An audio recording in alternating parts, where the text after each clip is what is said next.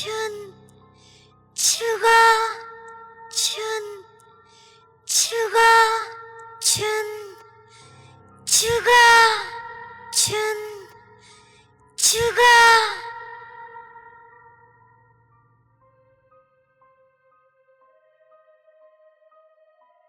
기지한 벽과 마루바닥 전체에 못으로 새겨놓은 듯한 글자가 무사하게 적혀 있었다.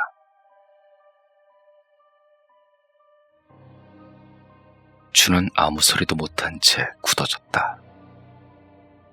우리도 놀랐다. 어째서 이름을 들킨 걸까?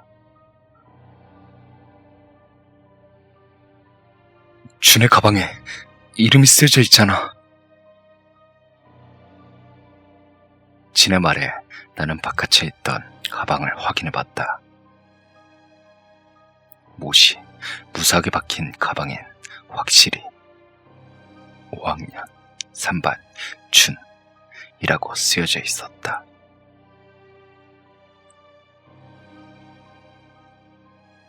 준은 울기 시작했다. 나랑 진도 울고 싶었다.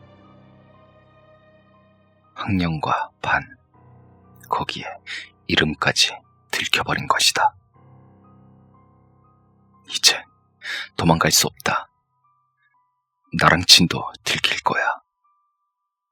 머릿속이 새하얘졌다. 우리 모두 덫이나 해피처럼 이마에 못이 박힌 채 살해당한다. 진이 말했다. 경찰에 말하자. 이제 안 돼. 도망갈 수 없어. 나는 패닉 상태로 경찰에 말하면 비밀기지에 대한 거나 어젯밤에 거짓말했던 거 들켜서 엄마 아빠한테 혼나. 이런 바보 같은 소리를 했다. 당시엔 부모님에게 혼나는 게 가장 무섭다고 생각하기도 했지만 준은 계속 울고만 있었다. 뭐라 할 말이 없었다.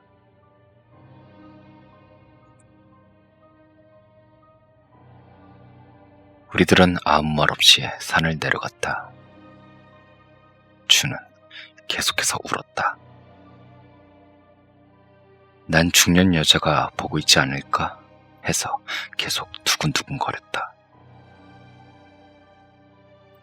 산을 내려가던 중 진이 말했다. 이제 이 산에 오는 거 그만두자. 한동안 얼씬도 안 하면 그 여자도 우릴 잊을 거야. 그래, 대신 이 일은 우리만 아는 비밀인 거야. 알겠지? 그리고 여긴 절대 오지 말자. 난 그렇게 동의했다. 진은 내 말에 수긍했지만 준은 아직도 울기만 했다. 그날 각자 집에 돌아간 이후 우린 여름방학 동안 다시는 만나지 않았다. 그리고 2주일 뒤 신학기. 학교에서 준의 모습을 볼 수 없었다. 진은 등교했기 때문에 우리 둘은 설마 준이 그 여자에게 당한 건 아닐까? 이런 걱정이 들어 방과 후 준의 집을 방문하기로 했다.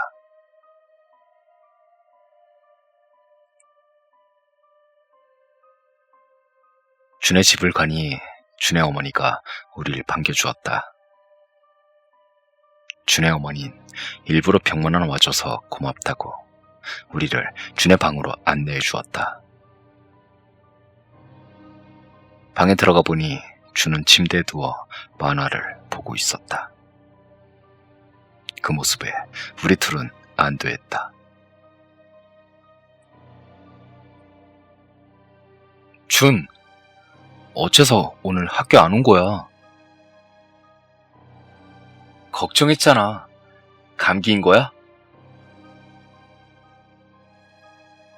준은 아무 말 없이 만화책을 덮었다. 그러고 있자니 준의 어머니가 과일과 주스를 가져왔다. 며칠 전부터 두드러기가 돋았거든. 그런데 계속 낫질 않네. 과제 같은 거 먹다가 체해서 그런 거 아닐까 하는데. 아줌만 이렇게 말하곤 웃으면서 방에서 나갔다. 나와 진은 마침내 안심한 얼굴로 뭐야? 두드러기인 거야? 그런 걸로 학교를 쉬다니 너무 꾀병이 심하잖아. 놀래대는 어투로 말했지만 준은 반응하지 않았다. 어이, 왜 그래? 진이 묻자 준은 아무 말 없이 입고 있던 티셔츠를 벗었다. 몸에 돋아있는 붉은 반점, 분명 두드러기였다. 야, 두드러기 같은 건 약 바르면 나아. 내가 그렇게 말하자 준은 낮은 목소리로 이거 그 여자의 저주야. 춘, 그러면서 등을 보여줬다. 등에도 무수한 두드러기가 나 있었다.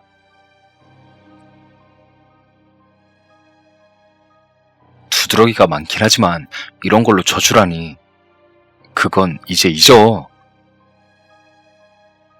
야, 옆구리 봐봐. 오른쪽 옆구리.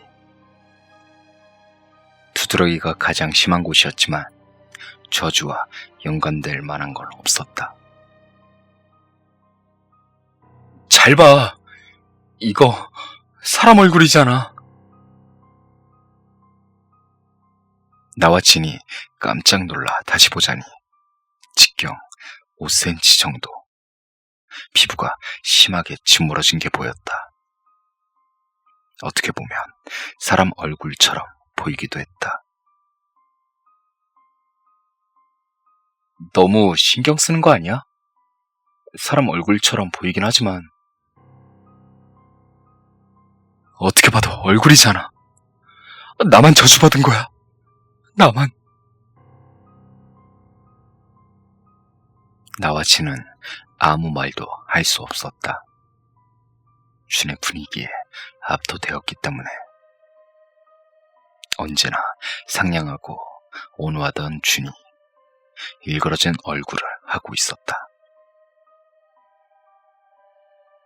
창백한 얼굴에 생기가 없는 눈. 정신적으로 쫓기고 있는 듯했다. 우린 이 자리에 있는 게 괴로워졌기에 바로 준의 집에서 나왔다. 돌아가는 길에 저거 있잖아. 이 세상엔 저주 같은 건 없어!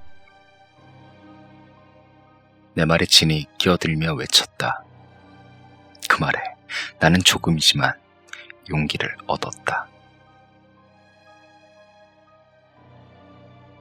3일이 지났지만 여전히 준은 학교에 나오지 않았다. 나나 진 둘 다 전화통화를 길게 할 만한 입장이 못 되었기에 준에 대한 소식을 전해 듣지 못했다. 다만 담임 선생님을 통해 준이 피부병으로 잠시 못 나온다 라는 말을 들을 수 있을 뿐.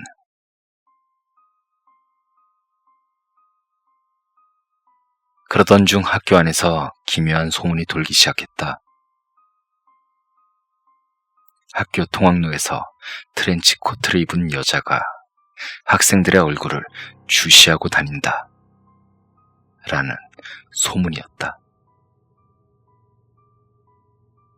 난 그 소문을 듣고 엄청나게 동요했다. 왜냐면 나는 중년 여자에게 얼굴을 보였을 가능성이 있었으니까. 그래서 진에게 상담했다.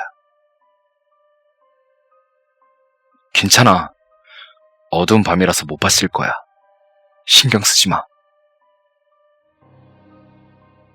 진은 패닉 상태인 나를 진정시키려고 한 것인가 상당히 냉정하게 답했다. 하지만 나랑 진은 통학로가 완전 반대 방향.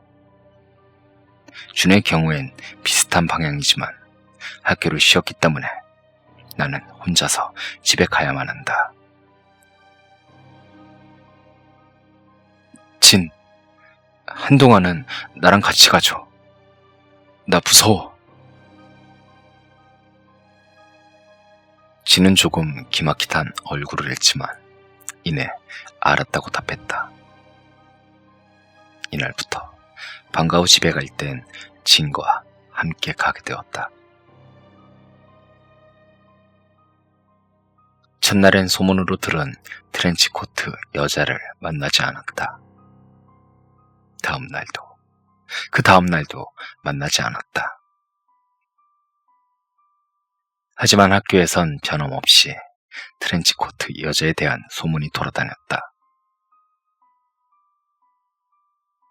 진과 같이 하교하게 된 지 5일째 되던 날, 우린 준네 집에 문병을 가보기로 했다. 선물론 급식에 나왔던 디저트인 오렌지 젤리를 들고 가기로 했다. 준네 집에 도착해 초인종을 눌렀다. 평소처럼 준네 엄마가 밝은 얼굴로 나와서 우리를 집 안으로 들여다 주었다. 준은 이전처럼 낙담한 상태였다. 두드러기 자체는 많이 나았지만 옆구리의 그것은 계속 커지고 있어. 이렇게 말하였다.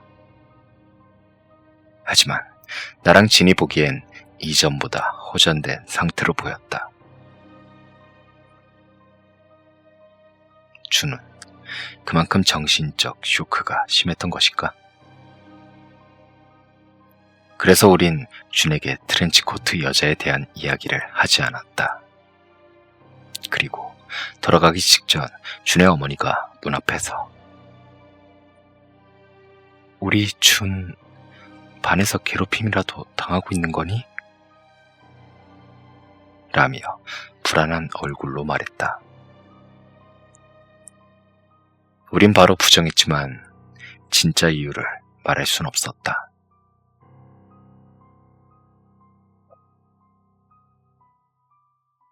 3일 뒤,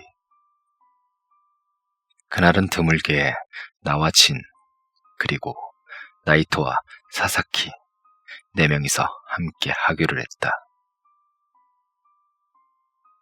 나이토는 몸집이 크고 사사키는 꼬맹이, 흡사, 실사판, 자이안과 스네오 같은 녀석들이었다. 이때쯤 나랑 진의 머릿속에서 중년 여자에 대한 경계심은 거의 사라지고 없었다. 트렌치코트 여자가 실제 있었다 해도 완전 다른 사람일 거라 생각할 정도였다. 그날은 모여서 놀러 가려고 평소랑 다른 길로 가던 중이었다. 하지만 이것이 실수였다. 4명이 즐겁게 얘기를 나누며 걸어가던 중, 야, 저거 트렌치코트 여자 맞지? 진짜 있었던 거야? 기분 나쁘다. 난 천천히 그쪽을 쳐다봤다. 마음속으로 제발 딴 사람이길 빌면서. 우리가 가는 길 앞쪽에 트렌치코트를 입은 여자가 동네 슈퍼에 비닐봉투를 한 손에 들고 아직 늦더위가 남는 아스팔트 길가에 우두커니 서 있었다. 고개를 푹 숙이고 있어 얼굴은 보이지 않았다. 진은 우리들에게 조그마한 목소리로 말했다.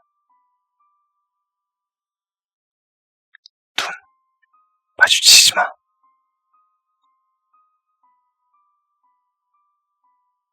여자와의 거리가 조금씩 줄어들어간다. 긴장해서 목이 탔다.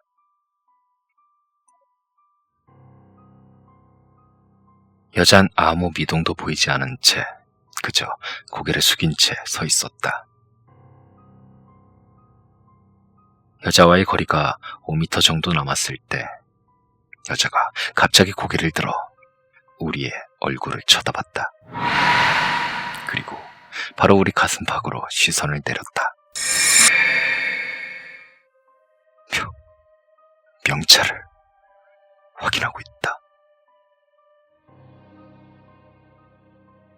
난 평상심을 유지하려고 애썼다.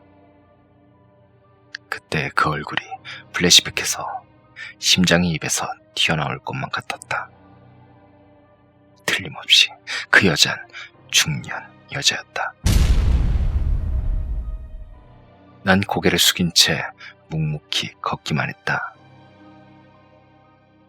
언제 덤벼들지 몰라 가슴이 터질 듯 두근거렸다. 어느 정도의 시간이 지났을까? 몇 초가 영원처럼 느껴졌다. 뭐야 저 눈초리. 저 아줌마 분명 정신이 이상해. 이렇게 쪄 죽을 듯 더운데 저 모습은 대체 뭐야? 그들은 중년 여자를 바보 취급하며 웃었지만 나와 치는 웃을 수가 없었다. 계속해서 사사키가 말했다. 들렸나? 이쪽을 계속 보고 있네? 난 그 말에 고개를 돌렸다. 그리고 중년 여자와 시선이 마주쳤다. 납 인형처럼 무표정했던 중년 여자의 얼굴에 씩 하고 기분 나쁜 미소가 번졌다. 등골이 얼어붙는다는 거, 그게 이런 것인가? 난 태어나서 처음으로 바지에 소변을 지렸다. 들킨 건가? 내 얼굴을 생각해낸 거야? 들켰다면 어째서 덮치지 않는 거지? 내 머릿속은 이런 것들에 대한 생각들로 꽉 찼다. 이제 놀러갈 상황이 아니다. 골목 모퉁이를 돌아 여자가 안 보이게 되자 나는 진의 팔을 잡으며 진, 돌아가자. 이 말에 진은 내 눈을 한동안 쳐다본 뒤 오늘 학원 가야 하는 날인데 미안, 먼저 돌아갈게 라고 말한 뒤 나이토, 사사키와 헤어진 우린 달리기 시작했다. 집이랑 반대 방향으로 달리면서 진에게 말했다. 그 여자야. 그 눈초리 분명 우리를 찾으러 온 거야. 명찰로 이름을 알려고 한 건가? 학년이랑 반은 준의 가방 때문에 알고 있을 테니까. 난 아직도 냉정하게 생각하는 진의 태도에 화가 났다. 끝났어. 이제 도망칠 수 없어. 분명 이제 곧 집 주소도 알아낼 거야. 안 되겠다. 역시 경찰에게 말하자. 이대로는 안 돼. 도움을 받자고. 난 그저 침묵했다. 분명 그 외에 수단은 없다고 생각했다. 하지만 경찰한텐 뭐라고 말해? 산이야. 그 산에 남겨진 사진이나 터치의 시체, 그걸 사진으로 찍어서 그 여자가 위험 인물이라는 증거를 보여주면 경찰이 체포할 거야. 난 진의 말에 납득했지만 그 산은 다시 가고 싶지 않았다. 하지만 어쩔 수 없었다. 내일 방과 후 우린 산에 돌아가 보기로 약속했다. 내일 산에 가보기로 한 약속한 나는 바로 귀가하려 했지만 중년 여자가 어디에 잠복해 있을지 몰랐기에 빙 돌아서 가야 했다. 평상시라면 20분 만에 갈 수 있는 거리를 2시간이나 걸려 돌아갔다. 집에 도착한 난 바로 진에게 전화했다.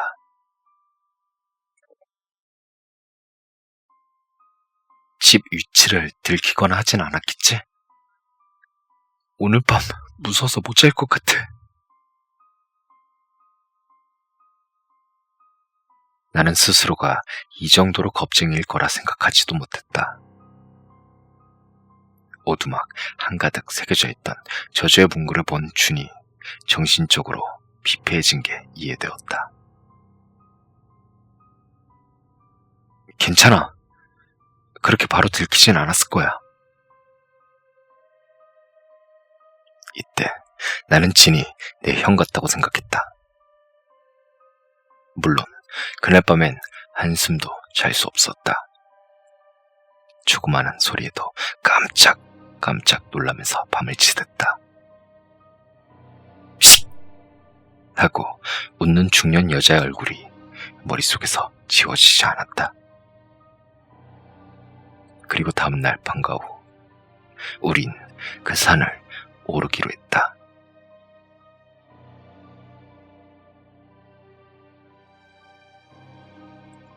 다음 편에 계속됩니다.